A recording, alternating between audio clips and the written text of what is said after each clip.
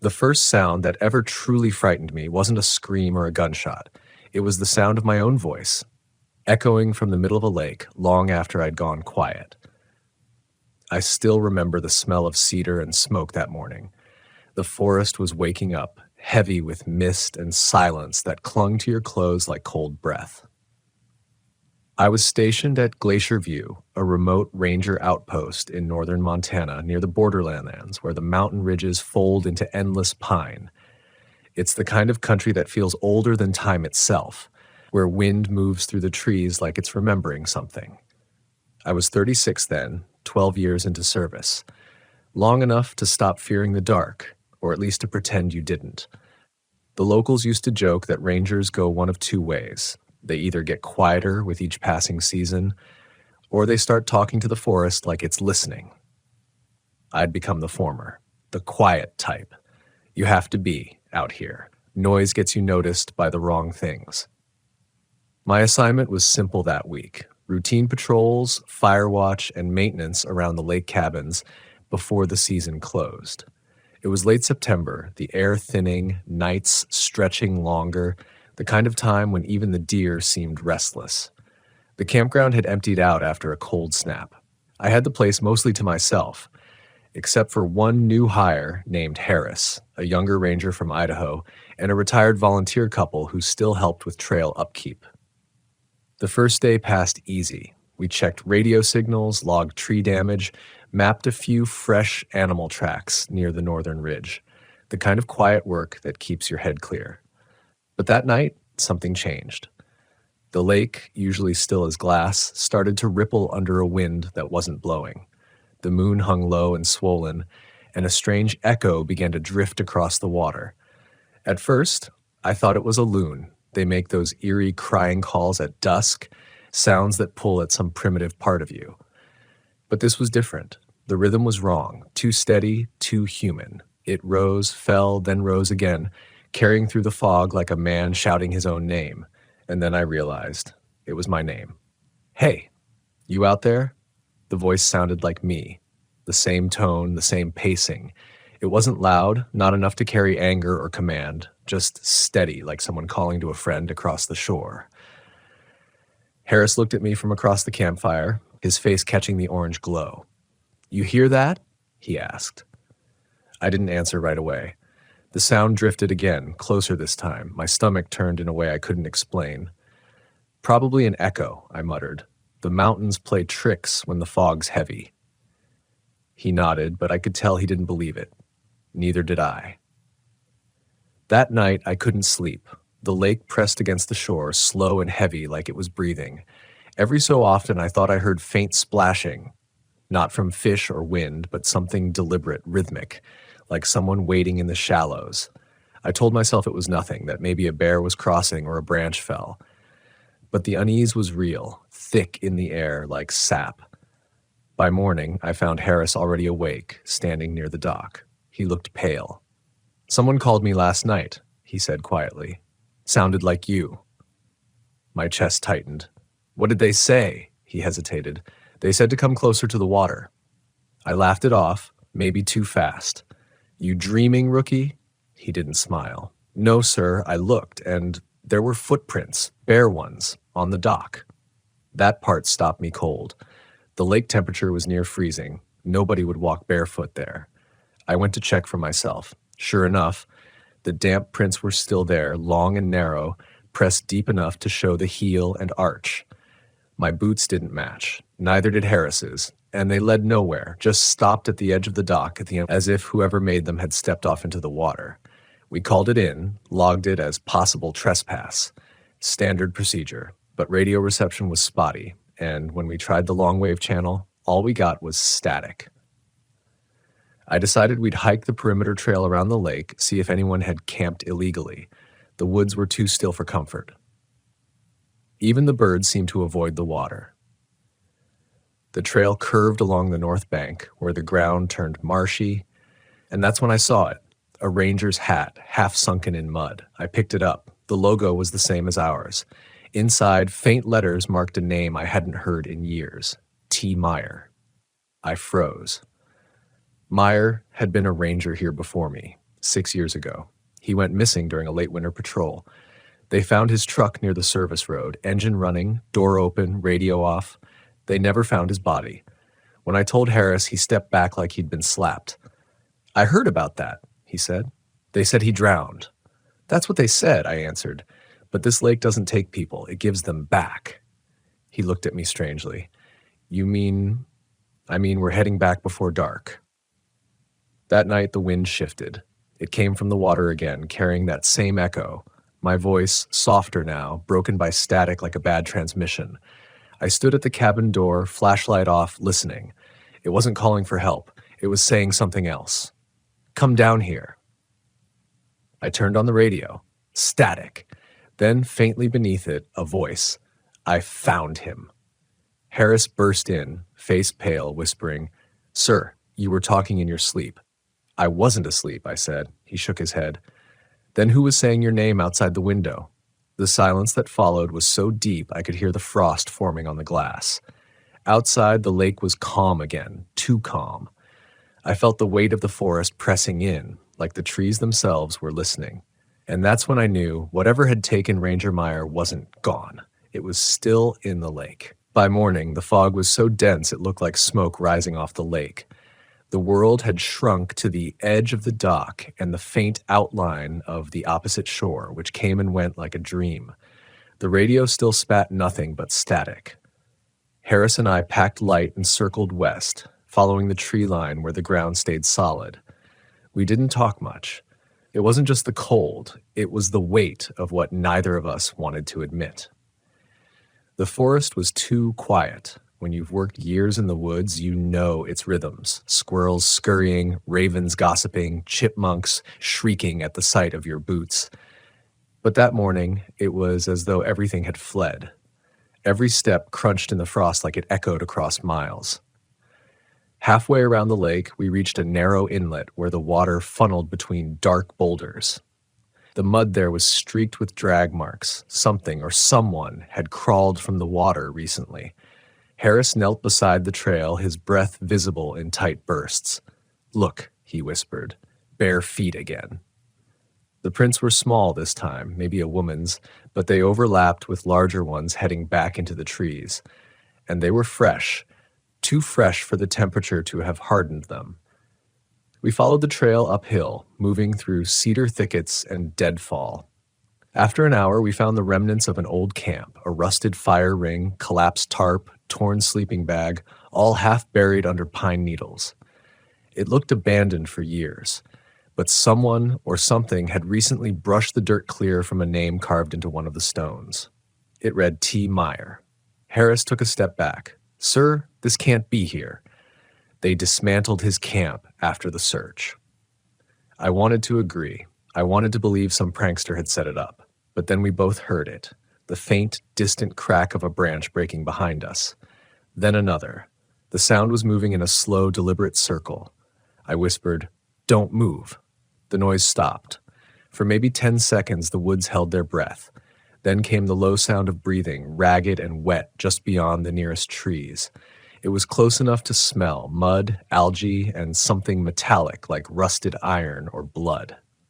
Harris gripped his radio, whispering for backup, even though we both knew it wouldn't reach anyone. I lifted my flashlight toward the sound. The beam hit bark, then mist, then nothing. And then the voice came. "Help me." It wasn't loud. It wasn't even clear. But it was his voice. Myers. I'd heard enough of his old training tapes to know. The same steady cadence, the same slight hitch when he said certain vowels, only now it trembled with pain. "Please," it said again. "Help me." Harris started forward, but I caught his shoulder. "No, that's not him." "How can you know?" "Because he's been dead for 6 years. The thing kept calling, circling through the fog. Its voice warped with each repetition, sometimes distant, sometimes right beside us, as though it slipped between the trees themselves. I could feel it in my chest, vibrating my ribs. Then silence. We stayed still until our legs shook from cold. Eventually, I led us back down toward the lake, refusing to look over my shoulder. The fog had thinned a little by the time we reached camp, but when we got there, something was wrong. The cabin door was open. Inside, muddy footprints covered the floor. bare, wet, human. They led from the door to my bunk, then to the small table where my field log sat. The last entry, the one I'd written before sunrise, had been crossed out in thick graphite. Beneath it, scrawled in my own handwriting, was a single line, "Still watching from below." I stared at it, my pulse thudding in my throat. Harris backed toward the door. "Sir, someone's been here." "Or something," I said quietly. He wanted to leave that night, hike to the service road, and sleep in the truck. But I couldn't. Not yet. The ranger in me, the part that still believed in procedure, in control, needed to understand, needed to prove that what we were hearing had an explanation. So I told him, "We'll take shifts. One watches the shore, one sleeps. We'll document everything." He didn't like it, but he agreed. That night, the fog returned thicker than before. Around midnight, I sat by the window, lantern low, listening. The forest was a dull hum of wind and cracking branches. Then came the voice again. This time it wasn't calling for help. It was calling my name. The same tone, the same breath patterns, the same subtle gravel in the throat. Only it wasn't outside. It was on the radio, my voice coming through our own channel, saying words I'd never spoken. "North side clear," it said. No sign of movement. I froze. That was the exact phrase I'd used earlier that morning when checking in with Harris. The radio hissed again. "South trail secure. No tracks found." Harris sat up, eyes wide. "That's you," he whispered. "That's you, exactly." The transmission continued, repeating fragments of my patrol logs, word for word, even the pauses. Then slowly it began inserting new lines. "Body found. Water level low. Advise recovery. Advise burial." I turned the radio off. It kept talking. The static pulsed like breathing, rhythmic, measured. I could hear my own voice whispering from the speaker, even after it lost power. That's when the lake began to move. The water outside rippled under a wind that didn't exist. Bubbles broke the surface near the dock, dozens of them, bursting in a slow, steady rhythm. The air turned cold enough to make my teeth ache. I stepped outside with the flashlight, half daring whatever was there to show itself. The beam swept across the water and caught something pale floating near the shore. At first, I thought it was driftwood. Then it rolled slightly and I saw fingers. Harris shouted my name. I dropped the light and ran. The thing sank before we reached it, leaving only a dark swirl in the water. He was shaking. "We have to leave," he said. "We have to go." But before I could answer, the lake spoke again. "Don't leave me." The voice came from beneath the surface, perfectly clear, perfectly human, as if someone were standing right under the water, inches from air. Only it wasn't Meyer anymore. It was me. I've tried in the years since to explain that night in ways that make sense. I've used words like psychosis, echo phenomena, acoustic illusion, anything to convince myself it was possible. But none of those explanations fit what happened next, not when the forest began to answer back.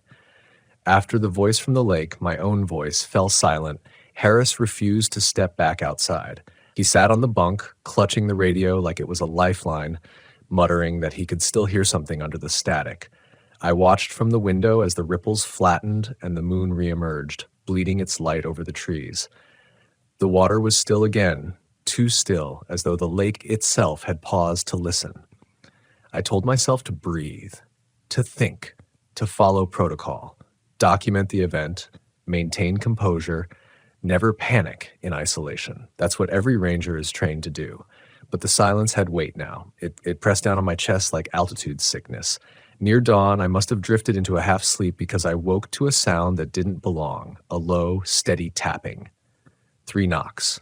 Pause, then 3 again. It came from the back wall of the cabin, near the ground, like someone rapping a stick against the foundation. Tap, tap, tap, tap, tap, tap. Harris stirred. "You hear that?"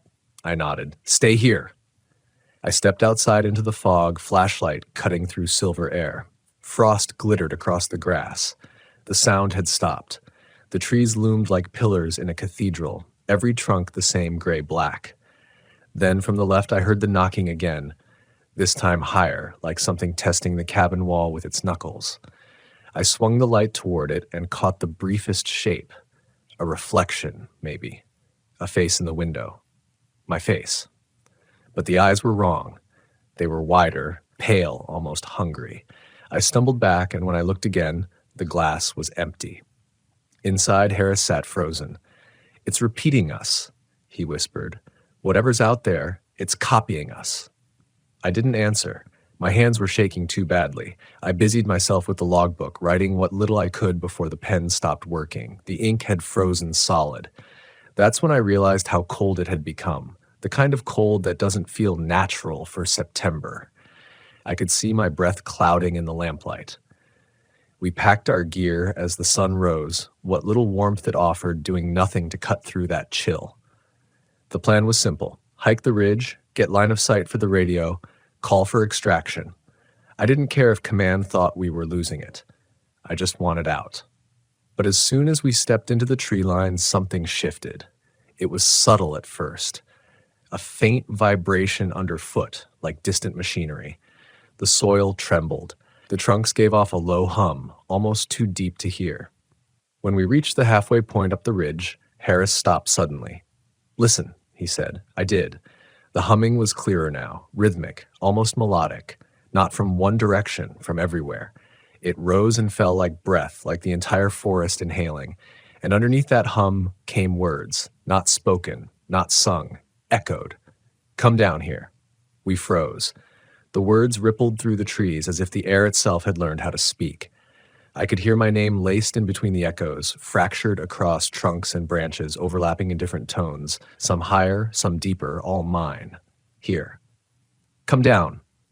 Help me. Stay." The sound swelled, bounced between the trees, and then faded into an almost mocking silence. Harris looked at me, eyes bloodshot. "It's using you. Whatever's in that lake, it's using your voice." I didn't know what to say, because deep down, I could feel it. Like a pressure behind the sternum, a second heartbeat, not my own. I swallowed hard, forcing reason into words. Maybe the temperature's causing sound reflection. He cut me off. "That's not reflection. It knows your name." We reached the ridge around noon. The lake lay below, glass smooth and perfect, no sign of wind or movement. From up there, the reflection of the forest looked almost identical to the real one, except for one difference. In the mirrored version, there were 3 people standing by the water, us 2, and a third, a tall figure in a ranger's uniform. Harris raised the binoculars, his hands trembling. "That's not possible," he whispered. I took them, expecting distortion, glare, something. But no, the figure was clear as daylight, hat low, boots dark with water. He was staring right at us, and then slowly he lifted his hand and waved. The movement was small, human, familiar. I lowered the binoculars and stared directly down. The shore was empty. Only the reflection remained. When I looked again, the figure was gone, but the ripples spreading from where he'd stood were real, breaking the surface outward toward the middle of the lake. That's when the air changed. The smell hit us first. Rot, algae, and something faintly sweet like decaying fruit. Then came the temperature drop again, so sudden our breath turned to fog. The forest began to whisper. Not with words, but with movement. Every branch, every needle rustling in perfect unison. The sound didn't come from the wind. It came from below, traveling up through the soil like roots humming together. And threaded through it, unmistakable, was the voice again. Body found. Advise recovery. Body found. Body found. The phrase repeated like a broken radio loop. That's when Harris lost it. He dropped his pack and bolted down the trail, stumbling through brush. I yelled after him, but the sound barely carried. The forest swallowed his name like a mouth closing around it. I chased him as far as I could, but the terrain twisted in ways that didn't make sense. Trails that should have curved right bent left. Landmarks vanished. I must have been running for hours, though the light never changed. By the time I found the shore again, my throat was raw, my legs numb. The lake waited in absolute stillness, as if expecting me. And there, near the dock, was Harris's hat, floating upside down. I called for him until my voice broke. No answer. That's when I saw the footprints. Bare, wet, identical to the ones we'd found before. They led from the dock to the water, then back to the tree line. There was something else, too. Another set, following the first. Mine. The prints matched perfectly. Same size, same tread pattern from my boots. Except I hadn't walked that way. When I turned around, the forest was silent again. Not empty, listening. And from the water, my voice spoke once more. Stop running. The sound of my own voice coming from the lake didn't feel like hearing anymore. It felt like remembering, as though the lake wasn't calling to me from outside, but from some buried place within my own head, a memory I had never lived. I stood there, staring across the gray surface, my breath clouding in the cold air, waiting for the voice to fade. But it didn't fade. It grew quieter, yes, but closer, as if it had stepped inside the silence itself. I turned away and forced myself back to the cabin. The path looked wrong. Each turn curved slightly differently than I remembered, every tree a mirror of the next. The forest had rearranged itself, and I could no longer tell if I was walking forward or in circles. When I finally found the cabin again, the lantern inside was still burning, but the room was colder than the air outside. On the table, the logbook was open to a new page I didn't remember writing. The ink was darker, smeared in places like it had been written with shaking hands. The words were mine, but I hadn't written them. He's under the ice. He's waiting for you to remember. I touched the page, and the ink was wet. That's when I realized something had changed about the radio. The power light was off, but static still hummed faintly through the speaker. Then, a sound beneath the static, almost like breathing. I leaned closer. The breathing matched mine. I turned the dial slowly, trying to find a clear frequency, but the static didn't shift. It deepened. A pulse ran through it, steady as a heartbeat, and then, layered inside the noise, came a voice. Faint, distant, yet horribly familiar. It said, "You left him there." I froze. "Who?" I whispered. The answer came slow and deliberate. "Me." The breath hitched in my throat. "Meyer?" "Not anymore," the voice said. And then the radio went dead. For the first time since joining the service, I felt truly, unmanageably afraid. Not of the dark, not of what I could see, but of what I might be capable of believing. I knew this forest. I'd walked every trail, memorized every ridge, rescued lost hikers, found bodies others couldn't. But I couldn't explain this, and that terrified me more than anything. When morning came, the fog didn't lift, the sun didn't rise, the light that filtered through the mist was gray and lifeless, as if the sky itself had forgotten how to burn.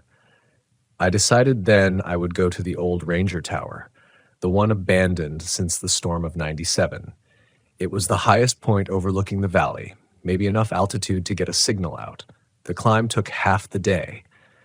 My compass needle kept twitching north, then spinning wildly, forcing me to rely on the slope of the terrain and instinct alone.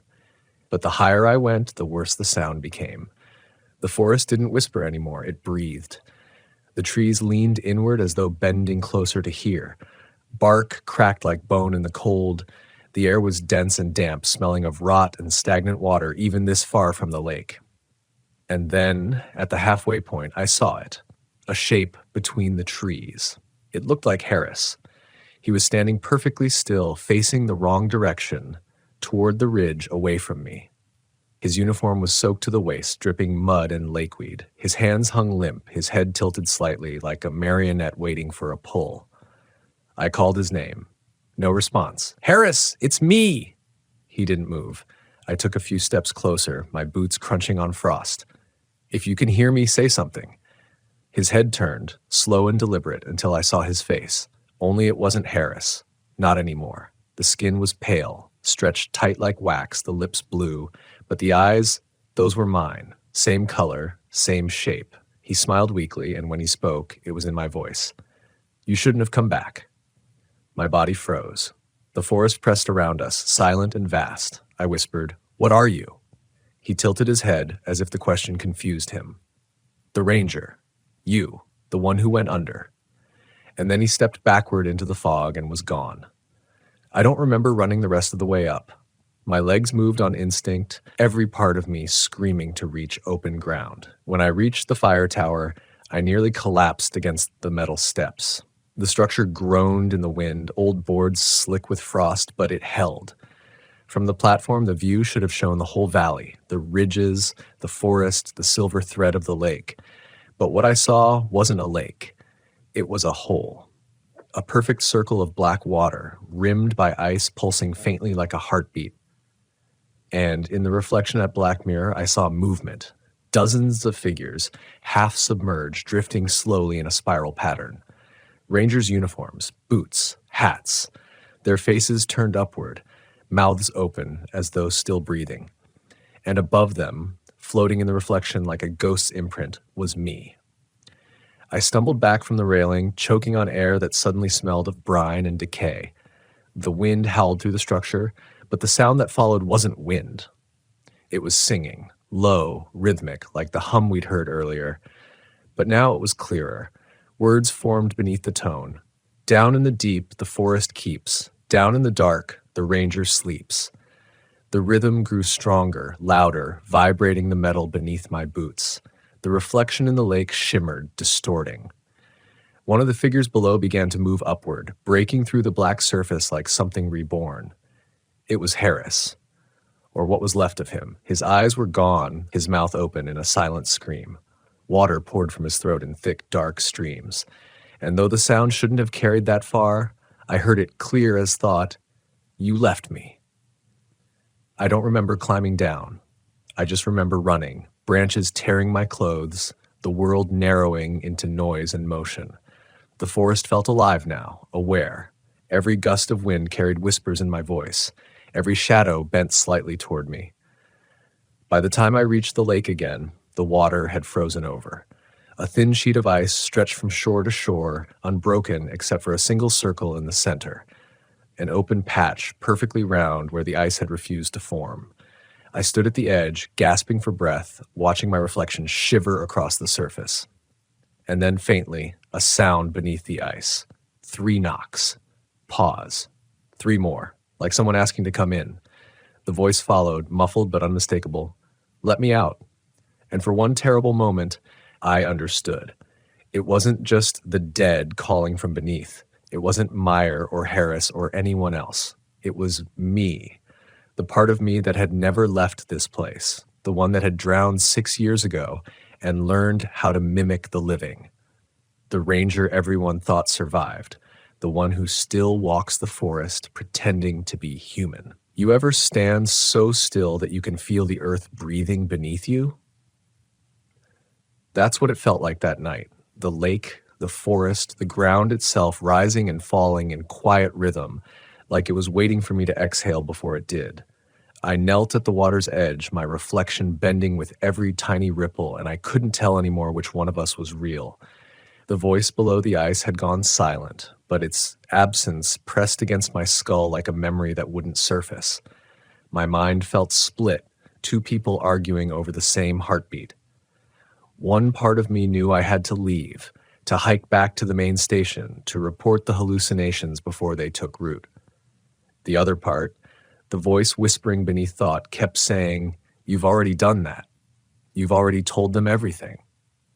I don't remember deciding to walk onto the lake. I just remember the sound my boots made, a groan, a creak, then a sharp crack echoing into nothing. The ice held, flexing like glass under pressure.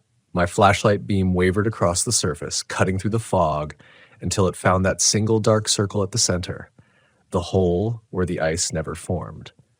The air grew warmer as I approached, like standing near the mouth of a furnace. The fog thickened, turning into pale, shifting curtains. Beneath my feet, faint shapes glided under the ice, slow, deliberate movements, almost human. I wanted to turn back, I told myself to. But the part of me that still believed I was alive kept walking. When I reached the open water, the smell hit me first. Damp earth, rust, and something ancient like the inside of a tomb. My reflection stared back at me, but not as I was now. The face in the water was younger. No beard, fewer scars. A version of me from before the storms, before the sleepless nights, before this place started eating away at my reason. He looked up at me with a kind of pity. And then he spoke. "Do you remember the cave?" The words didn't come from the air. They came from the vibration of the ice, from the sound carried through bone. The cave. The memory hit like impact 6 years ago, late winter. I was new to this section of the park, paired with Ranger Meyer for avalanche patrol. The snow had been heavy that season, thick enough to bury whole trucks. We were tracking a distress signal from a hiker who'd gone missing near the gorge. The storm came fast, a whiteout, brutal and silent. We took shelter in a cave near the ridge.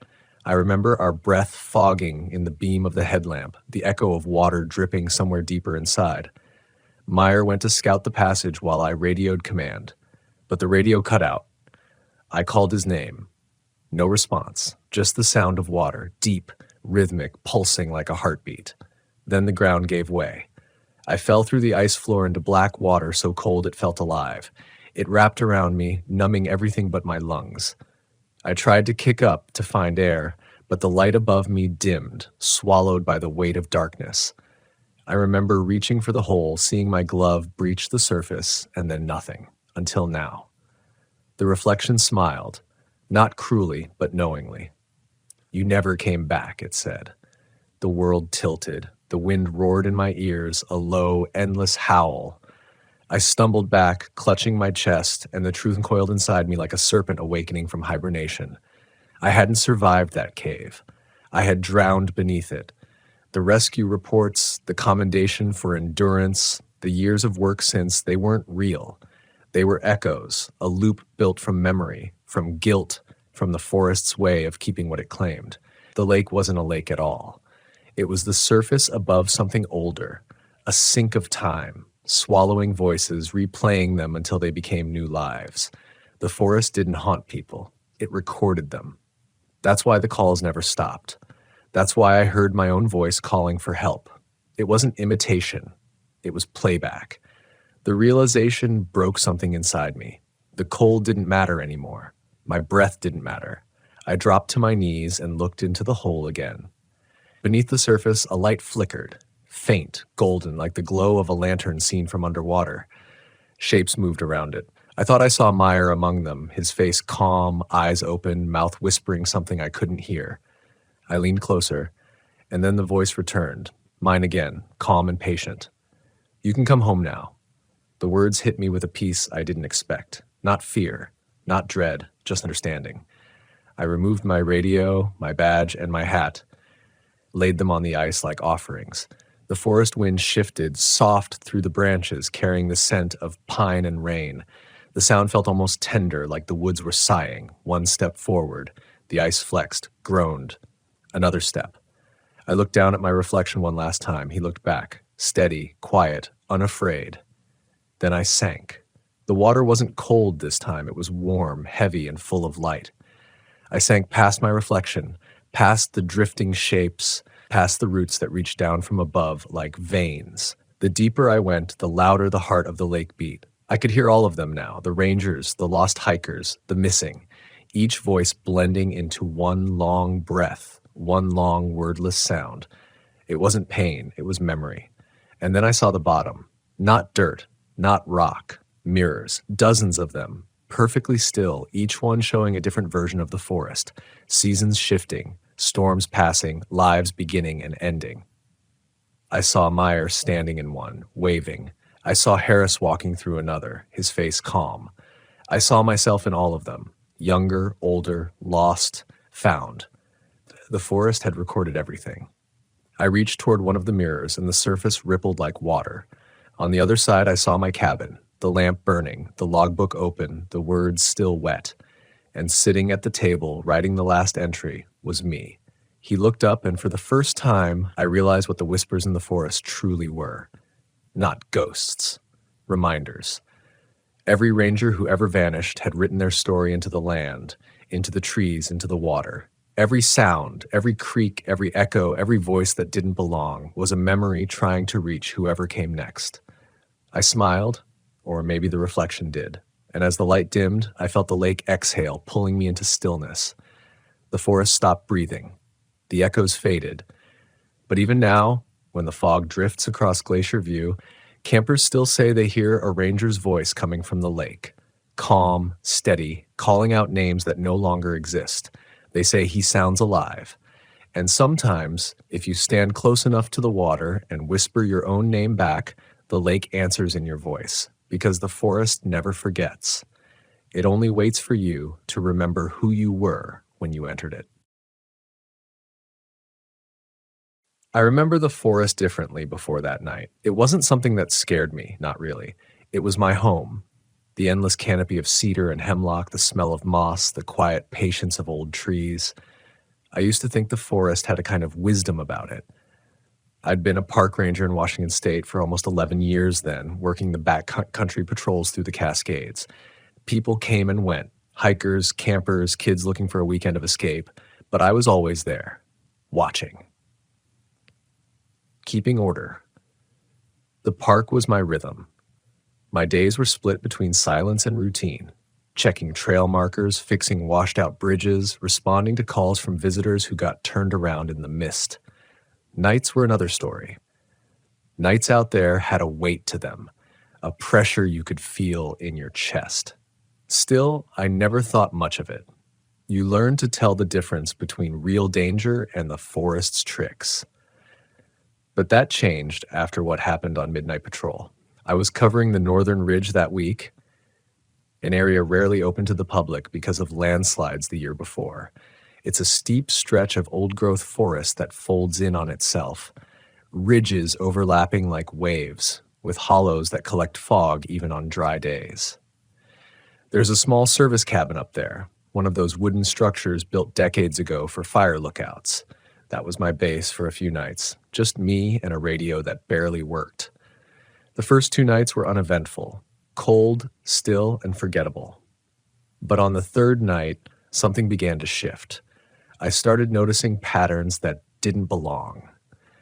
The forest has a pulse, and if you live in it long enough, you recognize when something's offbeat. The owls were silent.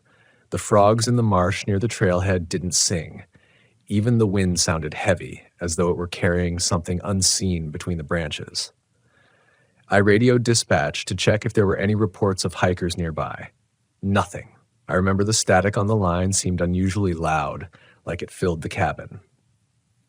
Around 11:47 p.m., I decided to do a short patrol just to settle my nerves. The trail was narrow and lined with switchbacks, my headlamp cutting through the fog in sharp beams.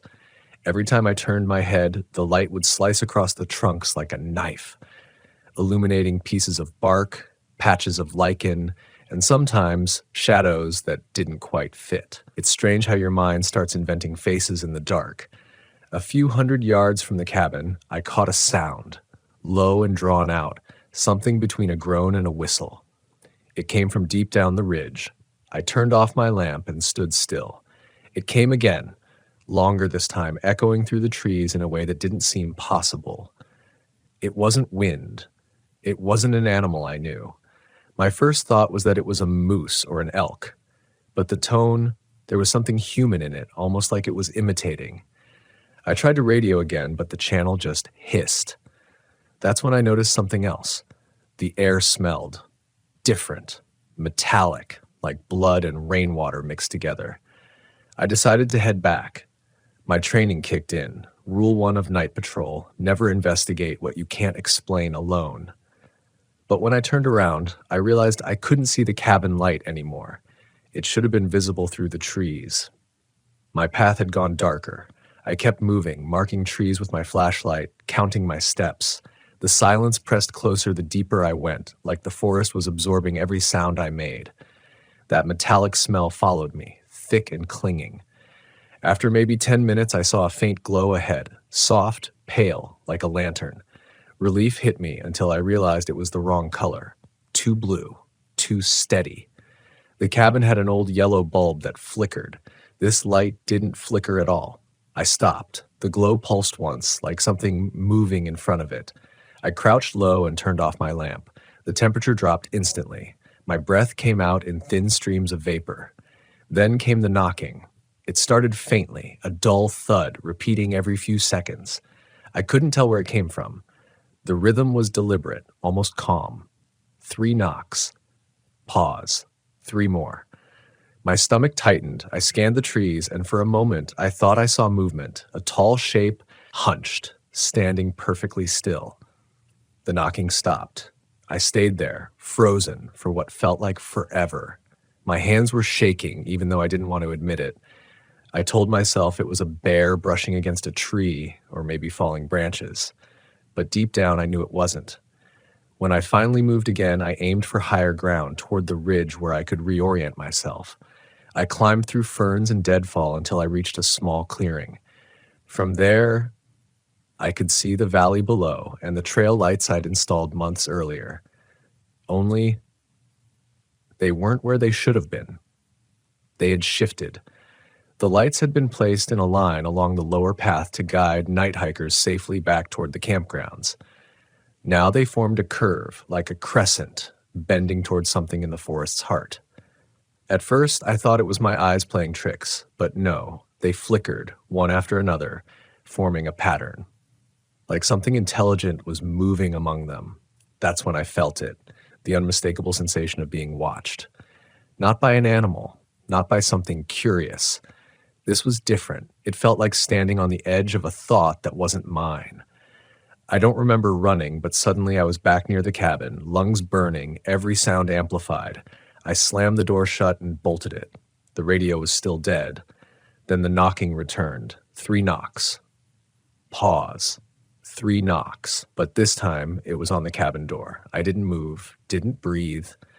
The knocking grew louder, more forceful, shaking the frame. And then, silence. I don't know how long I stood there before I finally dared to look through the small window above the sink. The fog outside was thick enough to swallow the trees, but I saw something just beyond the edge of the light. A silhouette, tall, broad, its head almost brushing the eaves. It wasn't human. It didn't move.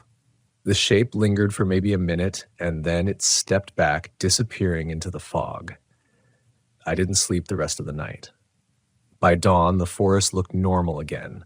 Birds chirping, wind through the pines, sunlight cutting through the mist like none of it ever happened. But when I walked outside, I noticed something that made my stomach drop. On the door, just below the window, were 6 deep gouges, long, uneven, and fresh. Morning came slow that day, pale and reluctant. The fog hung low across the ridge, refusing to burn off. I stood outside the cabin, staring at those gouges on the door. They weren't from claws I recognized. Too wide, too deep. The wood splintered inward like something had raked through it with purpose. Whatever it was, it had strength behind it, far more than a bear or cougar. I traced my fingers along the edges of the marks. The wood felt cold, as though the air hadn't touched it all night. My hands were shaking again, and not from the cold. I'd been trained to catalog signs of animal activity, to stay rational, but this didn't fit into any field manual I knew. I tried the radio again, nothing but static. The batteries had drained overnight, which shouldn't have happened. I told myself it was moisture or a loose connection, but a part of me was already searching for another explanation. I packed my gear and decided to hike down toward the ranger station 15 miles south. I needed a working transmitter, and more than that, I needed distance from that cabin.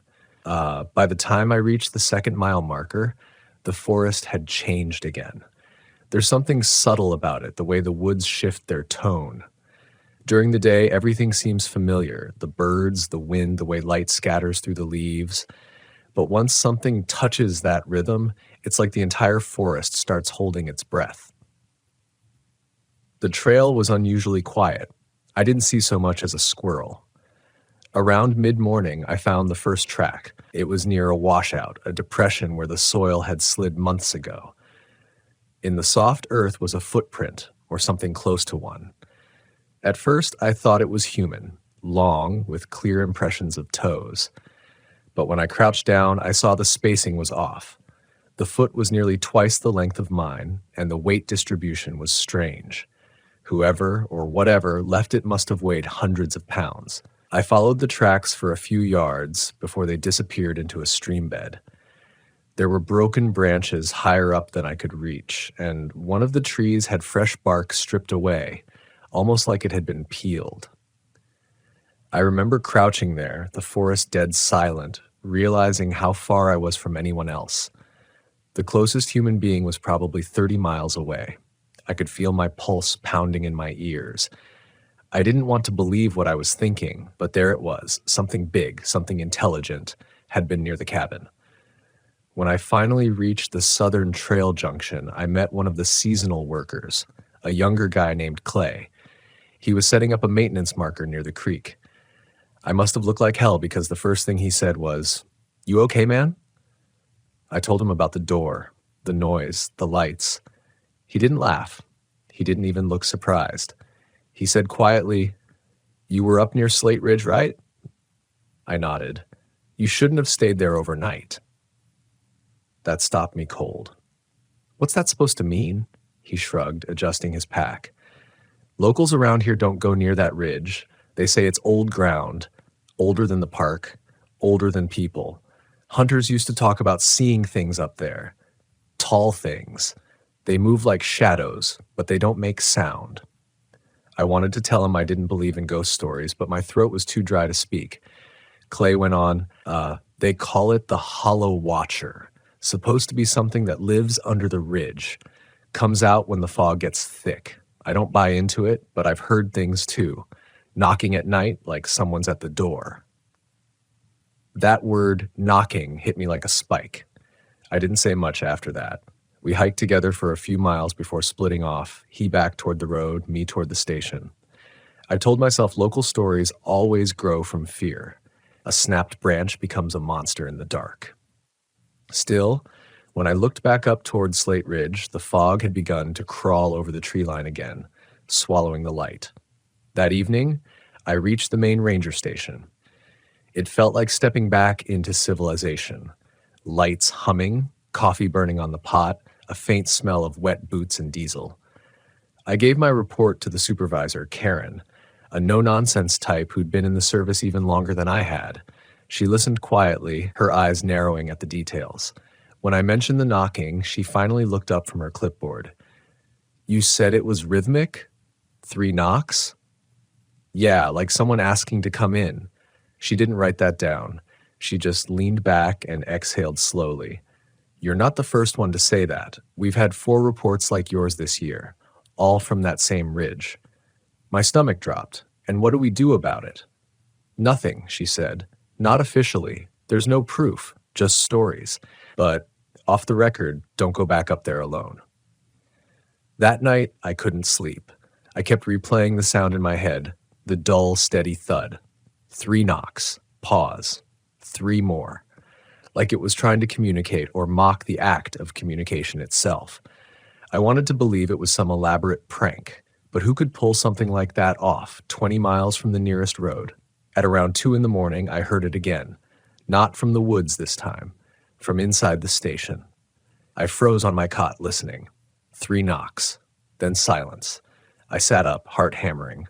The sound came from down the hallway. Storage room, maybe. I grabbed my flashlight and crept out, my steps careful, measured. The building was empty except for me and Karen, who was asleep in her office. When I reached the storage room door, I noticed it was cracked open. A thin sliver of darkness spilled into the hall. I pushed it open slowly, light sweeping across shelves of tools, rope, and first aid kits. Nothing. Then the light caught something near the back wall. Footprints, muddy, human-shaped footprints leading from the open window to the door. Only, they weren't mine. They were too big. I shut the window and locked it. I didn't sleep the rest of the night. At sunrise, I followed the tracks outside. They led around the building, down toward the maintenance shed, and then straight into the forest beyond the lot. I followed them until they disappeared into the fog, right where the tree line began. Something else was waiting there. Hanging from one of the lower branches was a trail light, the same model we used up on the ridge. Its metal casing was dented, the glass cracked, and it still glowed faintly blue, even though it had no power source. I reached out, but the moment my fingers brushed it, a sound erupted through the trees. A deep, guttural howl that seemed to vibrate through the ground.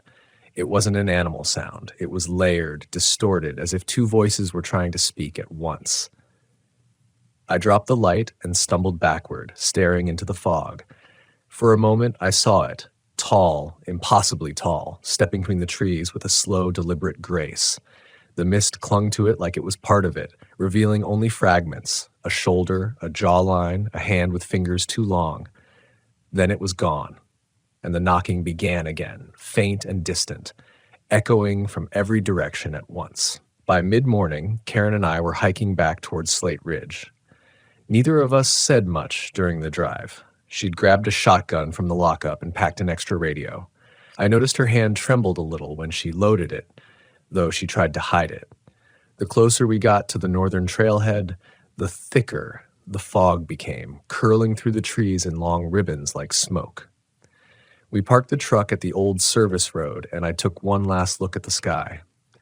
Even in daylight, the ridge looked wrong, like the light bent strangely around it, flattening everything into a dim gray. I wanted to turn back before we even started walking, but pride and training have a way of silencing instinct. We followed the same route I'd taken during my patrol 2 nights before. The trees leaned in over the trail, their branches heavy with moss, droplets falling like clockwork from the canopy above. Karen walked ahead, scanning the path with her flashlight, even though the sun was up. "Tell me again," she said quietly, "what you saw." I told her everything.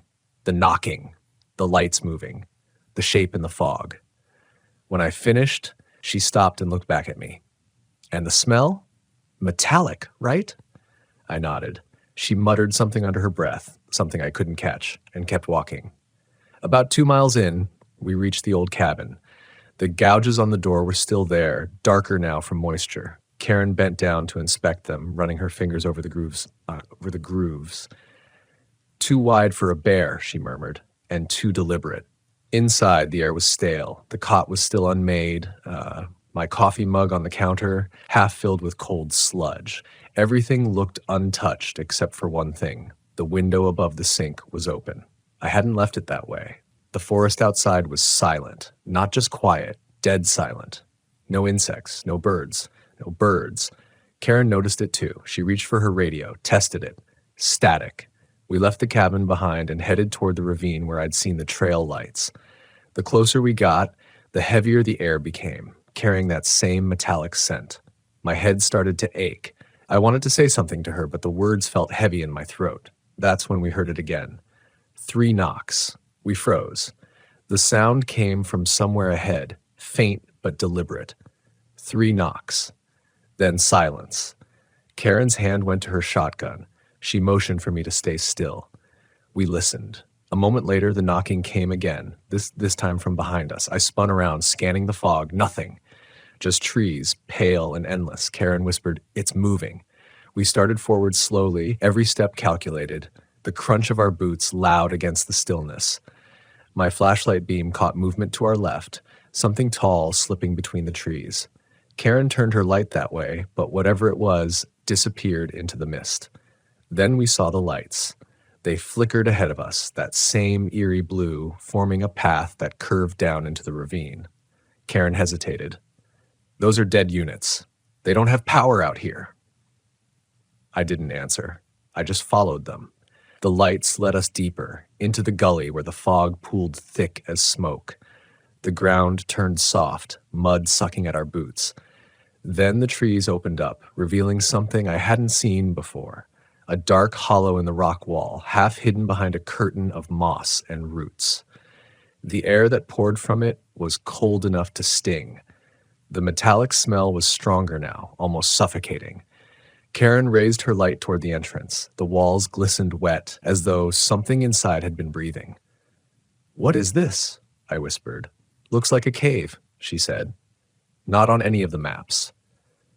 The knocking came again, this time from inside. Karen flinched back.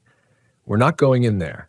But something inside me, some mix of fear and curiosity, took over. "We can't just leave it. What if someone's trapped?" She shook her head, her eyes hard. "No one's trapped. Whatever's in there doesn't need saving." We stood at the threshold for a long moment, listening. The forest around us seemed to pulse with the sound, 3 knocks, slow, echoing through the stone, as though the cave itself had a heartbeat. Then something changed in the air. The fog began to move inward, drawn into the hollow like breath being inhaled. The forest went completely dark, as if the sun had blinked out. Karen grabbed my arm. "We're leaving. Now." We turned back toward the trail, but the way behind us had disappeared. The fog had closed in, erasing the path. Even the trees looked different, angled wrong, twisted. I tried to call the dispatch again, but the radio emitted only static. Behind it, faintly, another sound crept through. The same knocking rhythm, slow and deliberate, but layered with something else this time. A voice. It was faint at first, buried beneath the static, but I swear I heard it say my name. Karen froze when she heard it too. She whispered, "Tell me that was feedback." I didn't answer. The voice came again, clearer. It sounded like me. "Help me," it said. Then silence. Karen was already moving, forcing her way through the brush. "We're going back to the cabin," she hissed. But the fog thickened until I could barely see her 10 feet ahead. I followed the sound of her boots until it stopped abruptly. "Karen?" No answer. I turned my light in every direction, but she was gone. No sound of running, no sign of struggle, just gone. The only thing left was her radio, lying in the mud, still hissing softly. I picked it up. For a second, the static cleared, and I heard her voice faintly, distant, distorted. "Don't follow the lights," she said. "They aren't showing the way out." Then the line went dead. I stood there, surrounded by fog so thick it felt like a physical wall pressing in on me. I turned in a slow circle, trying to orient myself, but every direction looked the same. The trail lights had rearranged again, curving deeper into the forest, and behind me from the cave came a long, guttural sound that vibrated through the ground. I ran. I don't remember which direction, just away from that sound.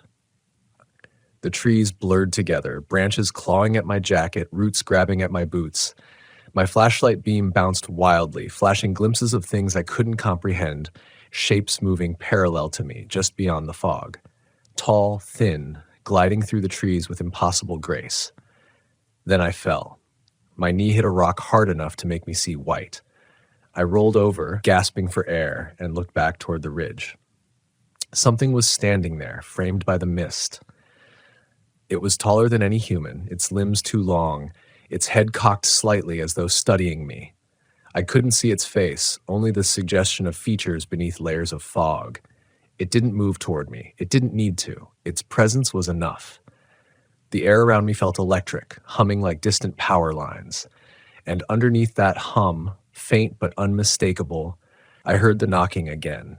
Only this time, it wasn't in the trees or the cave. It was inside my head. The tone deepens into psychological horror. The forest becomes sentient, memory blurs with hallucination, and the ranger begins to lose the thread between reality and himself. I don't remember how long I lay there after that. The forest had gone silent again, but not with peace. It was the kind of silence that crushes you, a silence that listens. My flashlight had rolled down the slope and gone out, leaving me in a world of gray and movement where shadows swayed though there was no wind. I forced myself to stand. My leg throbbed, but I couldn't stay still. Every instinct screamed that if I didn't move, whatever was watching me would step closer. The fog pressed around me like water, thick and cold, and every direction looked the same. Then something strange happened. I started hearing voices, not clear, muffled as though underwater, but familiar. Karen's voice, calling my name. "Over here," it said. "Follow the lights." I turned, and there they were again, those faint blue glows flickering through the mist in a perfect line. I knew she'd told me not to follow them, but the human brain isn't built for endless disorientation. You start grasping at anything that resembles order, even if it's a trap. I started walking. Each light seemed to float just out of reach. The ground felt softer, spongier. I realized I was no longer walking on dirt, but on a layer of soaked moss and something else. Fabric. Shredded. Half buried. When I knelt to touch it, my stomach twisted. It was a ranger's uniform. Old. The patch still faintly visible beneath the grime. I looked closer and saw the name tag. R. Westfield. That name was familiar. Years ago, one of the senior rangers told me about a man who'd gone missing on this ridge in the late 80s. They'd never found him. I stared at that patch, the edges rotted away, and realized I was standing on the same ground where he'd vanished. A cold wind moved through the fog then, carrying that metallic scent again, sharper now, burning my throat. My flashlight flickered back to life on its own, the beam cutting through the mist just long enough for me to see something ahead. An opening. The cave. The same one from before, only now it felt closer, like the forest had rearranged itself to bring me to it. Inside, the darkness pulsed faintly, a heartbeat. The sound of air being drawn in and pushed out, slow and steady. I should have run, but I didn't. I don't think I could have. Something about that sound held me, like it was inside me instead of ahead of me. I stepped forward. The cave walls were slick and glistening, covered in what looked like condensation but smelled of iron. My light caught carvings etched into the stone. Not words, not letters. Shapes, circles inside circles. A single repeated pattern, 3 vertical marks, then a gap, then 3 more. 3 knocks. I touched the wall and it was warm. For a split second, I thought I felt it move beneath my palm, like something living was beneath the stone just inches away. That's when I saw her. Karen. She stood deeper inside the tunnel, her face pale in the beam of her flashlight. "You made it," she said softly. "It's okay now." I took a step toward her. "Where did you go? I was calling for you." She smiled, but it wasn't her usual smile. It was wrong somehow. Too calm, too smooth. "I found the heart," she said. "It wanted to see you." Something in her voice made the hair on my arms rise. I shone my light toward her feet and realized her shadow wasn't moving with her. It stayed still on the cave wall, stretched and trembling as though it belonged to someone else. My mouth went dry. "Karen, we need to leave." She tilted her head slightly, and for a moment, her eyes caught the light. They reflected it like an animal's. "It doesn't let you leave," she whispered. "It follows you home." Behind her, the tunnel seemed to expand, like it was breathing. Shapes moved in the darkness, slow, shifting silhouettes, tall and silent. Their outlines blended with the rock, as though they were part of the mountain itself. Then the knocking began again, this time from every wall at once. 3 knocks. Pause. 3 more. The rhythm vibrated through the cave until it felt like it was inside my skull. I dropped to my knees, covering my ears, but it didn't help. The sound wasn't coming from outside anymore. It was in me. I remember shouting, though I don't know what I said. The light flickered wildly, revealing fragments, faces half-formed in the stone, eyes carved into the walls, something massive shifting behind Karen like a wave about to break. Then everything went black. When I woke, I was lying at the edge of the ravine. The sun was low, and the fog had retreated to the valley floor. The air was still. My radio crackled beside me, faint but working again. I sat up, disoriented, scanning the forest. There was no sign of Karen. No footprints, no equipment, nothing. I called her name until my throat was raw. No answer. By nightfall, I'd made it back to the cabin. I don't remember the walk, just flashes of it. The trees seemed to shift when I looked away, as if they were turning to watch. Every so often, I'd hear something echoing faintly through the distance. 3 dull knocks. Always 3. Inside the cabin, I found something waiting for me on the table, something that hadn't been there before. A notebook. Karen's. The first few pages were field reports, standard logs, but the further I read, the more the handwriting changed. Shakier, desperate. One entry near the end caught my eye. Open quote, "They don't live in the cave. The cave is the mouth. The forest feeds it." Close quote. I read that line over and over until I couldn't anymore. I tore the page out, shoved it into my pocket, and packed my gear. I didn't care about regulations, about reporting, about protocol. I just wanted out. I started down the mountain just after sunset. The trail was easier to see than before, as if the forest wanted me gone. I walked for hours until the trees began to thin. But just as I started to believe I'd made it, I heard something behind me, knocking. Slow, deliberate, steady. I turned. Nothing there. But the sound grew louder, closer. 3 knocks. Pause. 3 more. And then something else. A whisper. My own voice, soft and near my ear. "Don't stop walking." I ran the rest of the way down the trail. When I reached the ranger station, the lights were on, the generator humming, everything perfectly normal. But Karen's truck was still parked outside. Her gear was still inside. That was 2 months ago. They never found her. They didn't find the cave either, even when they brought in search teams. They said the ridge had changed again, like the landscape had rearranged itself overnight. I've been transferred since then, miles away from that forest, but sometimes, on quiet nights when the wind hits the trees just right, I swear I can still hear it. 3 knocks. Pause. 3 more. Always 3. They told me that time would make the memories fade, but the forest doesn't let go that easily. I left the Cascades that winter. I told myself it was just a change of scenery, that I'd had enough of isolation. But the truth was simpler. I was scared. Not of what I'd seen, but of what might still be looking for me in the quiet between heartbeats. I took a post farther south, closer to town. Paperwork, guided tours, no more overnight patrols. It was supposed to be a slower rhythm, something to ease the noise in my head. For a while it worked. Days blurred together, simple and forgettable. I almost believed the things I'd seen on that ridge were tricks of exhaustion. The forest exaggerating itself through my fear. Almost. The first reminder came 3 weeks after the transfer. A supply crate arrived at the station, routine shipment from headquarters. My name was on the manifest. Inside was standard gear, gloves, maps, flares, and one extra item no one could account for. A trail light. Same make, same model as the ones I'd seen glowing blue in the fog. The battery compartment was empty, but it gave off that faint metallic scent like the inside of a cave after rain. I locked it in the storage room and told myself it was coincidence. But that night, as I was closing the blinds, I noticed a faint reflection in the window. A light blinking in the distance. 3 short pulses, pause, 3 more. Too rhythmic to be random, too far from the road to be human. I didn't sleep. When morning came, I walked the perimeter just to prove to myself there was nothing there. And there wasn't. No footprints, no tracks, no broken branches, just the forest, still and indifferent. But something had shifted again. I could feel it, that same wrong pressure in the air, like the woods were remembering me.